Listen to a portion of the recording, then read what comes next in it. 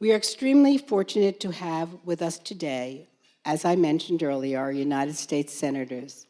Would Senator Chris Murphy please come forward? Thank you.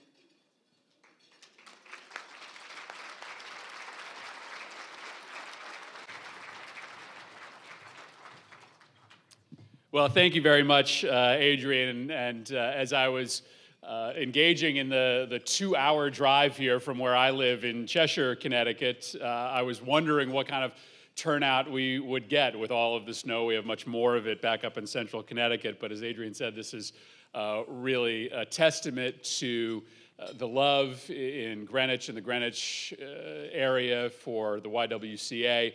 But of course for all of your honorees as well. And so it's so amazing to see a room full on a day in which you could have come up with excuses not to be here. I want to thank Adrian and all of the fantastic work that the YWCA does, in particular their domestic violence work.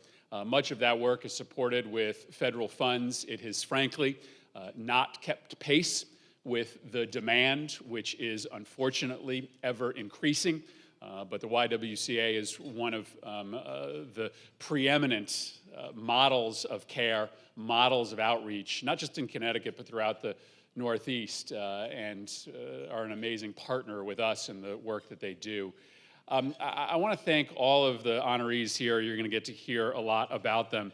And I want to thank them in particular for their roles as role models.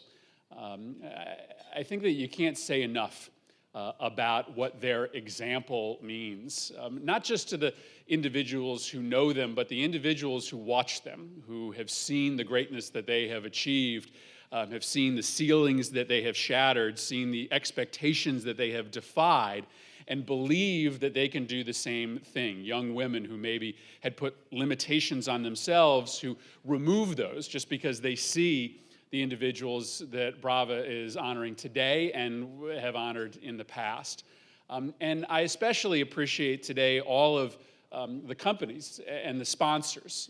I had the chance last night to go to a annual meeting of all of the lawyers at one of your sponsor companies today, Shipman & Goodwin. It happens to be a firm that has offices here in Greenwich and Stamford, but my father has been an attorney there for the last 40 years, and he was stepping down as managing partner. But at the same meeting, they were making 3 new partners last night, and one of them was a young woman who noted that when she was applying for jobs to be a lawyer in the Hartford area, she was 4 months pregnant. And she worried that she wasn't going to be able to get jobs simply because people were going to discriminate against her because she was pregnant, because she was going to be raising a family. And the reality is that her worry was rightly placed, that happens every single day in very loud and very quiet ways. And she spent her entire speech accepting her new status as partner, talking about the fact that this firm in particular had made it a priority, not just to hire her, but then to give her and other parents the space to be able to succeed and become revenue-generating partners for the firm while never having to make a choice about work and caring for a family back home.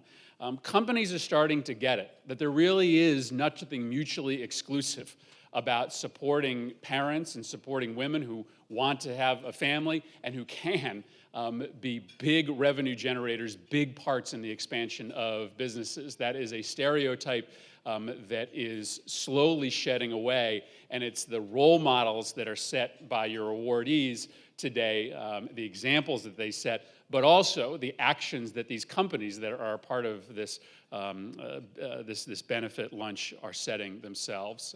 It's just amazing to be here with you today. I'll end where I started, as the father of a 7-year-old and a 4-year-old. The work that the YWCA is doing on behalf of kids, especially dispossessed, disenfranchised, disempowered kids and families who have no one to stick up for them some days except for the staff and the benefactors of the YWCA on their behalf, and then on behalf of all of the women, all the young women who have seen the example being set by your awardees. I thank you. Have a wonderful, wonderful lunch. Thanks for having me.